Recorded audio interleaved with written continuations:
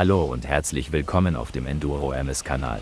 Der Sound der 80 Kubikzentimeter Enduro-Maschinen aus den 70er und 80er Jahren, der mit seinem schrillen, aggressiven Kreischen die Ankunft der ersten Fahrer ankündigte, ist unverwechselbar und lässt sich mit dem Summen eines zornigen Hornissenschwarmes vergleichen. Diese Maschinen, die von Marken wie Simson aus der DDR, Moto TM, Sachs, Zündab, Hercules, Polini sowie den japanischen Herstellern Honda und Kawasaki gebaut wurden, waren wahre Meisterwerke der Technik. Mit bis zu 25 PS aus nur 80 Kubikzentimeter Hubraum versprühten diese Maschinen eine Kraft, die ihresgleichen suchte.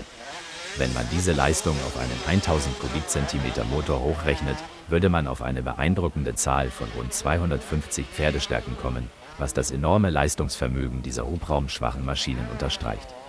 Der unverkennbare Sound, begleitet von einem scharfen, fast metallischen Dröhnen, kündigte das Kommen der Maschinen an, die in allen Terrainarten ihre Siege einfuhren.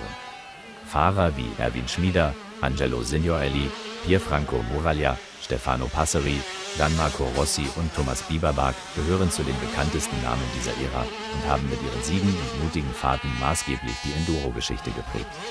Ihr Engagement und ihre Fähigkeiten haben diese Maschinen zu Legenden gemacht, die heute noch als Symbole für die Leistungsfähigkeit der damaligen Technik gelten. Besonders auch die Simpson-Modelle aus der DDR, die mit ihrer Robustheit und ihrem einzigartigen Charakter vielen Fahrern zu unvergesslichen Momenten verhalfen. Bleibt auf meinem Kanal, schreibt in die Kommentare und spendet mir ein Like.